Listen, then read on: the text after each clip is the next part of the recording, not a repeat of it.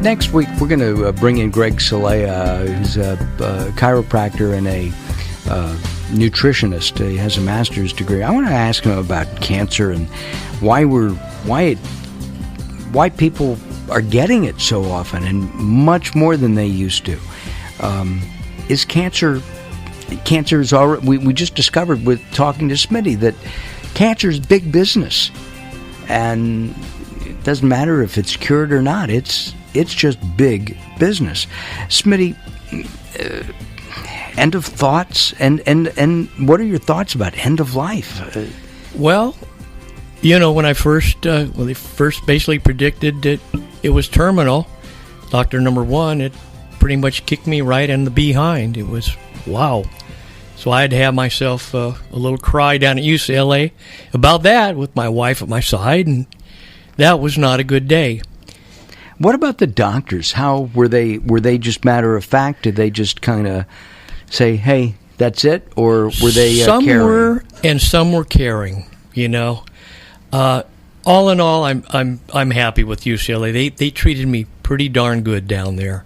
A few of the doctors look like they've been doing this so long that they detach themselves personally, while others really talk to you one-on-one, matter of fact, and kind of let you know where it's coming from and tell you what you need to know, but show you some compassion too. So all in all, the doctors were good with me. But after eventually 6 different doctors coming up with the same conclusion, diagnosis, prognosis here, I've got to think that my time's limited. So what I have to do is try to make the best of the time I've got left. This is funny. You have a business celebrating life.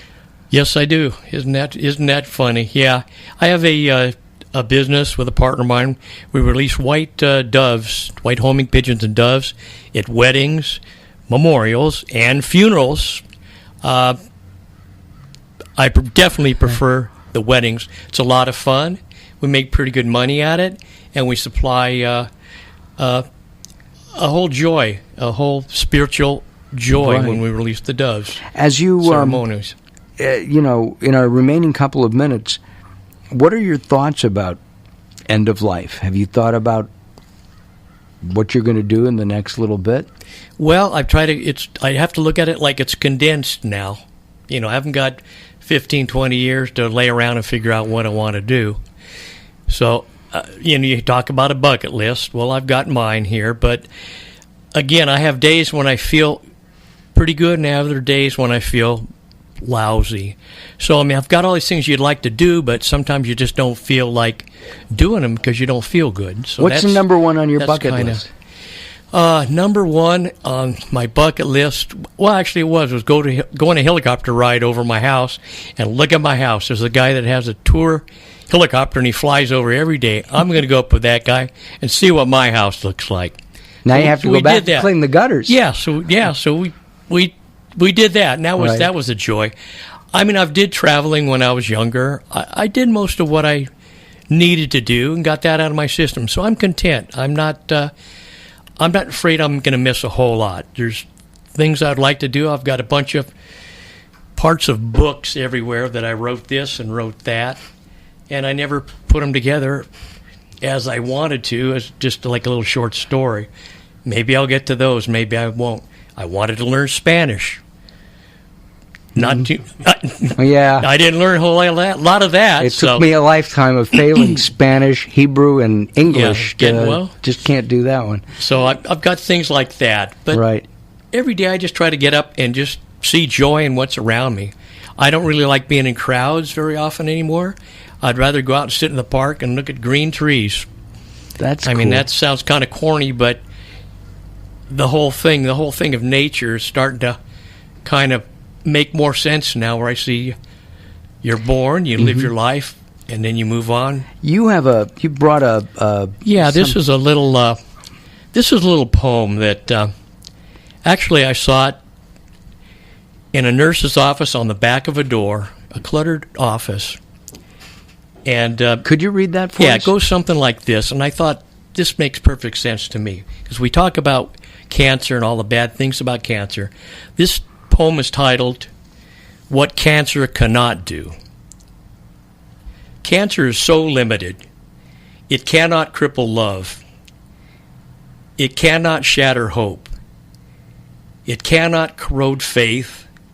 It cannot destroy peace. It cannot kill friendship. It cannot suppress memories. It cannot silence courage. It cannot invade the soul. It cannot steal eternal life. And it cannot conquer the human spirit. Wow. And to me, that's where I'm coming from with it. I want to live with it. Some days I have cancer. Some days cancer has me. Got it. Today I got cancer. I'm having a good day. Hey. Call me tomorrow morning. I might not answer the phone. Smitty, thank you very much for sharing your life with us. We really appreciate it. Oh, you're welcome, Mark and Daryl. I always appreciate coming down to the studio here. Well, we enjoyed having you. Thank you very much for sharing. Okay, God bless you both, and I'll the same to you. See you on the dark side of the moon. Okay. Wow. Well, coming up next, we're going to celebrate International Surfing Day, which is coming up, and we'll be spending some time with Spencer Crowell from Crowell Publications, talking about surfing for health and exercise and his collection of antique surf stuff. All that coming up here on Late Night Health as we continue.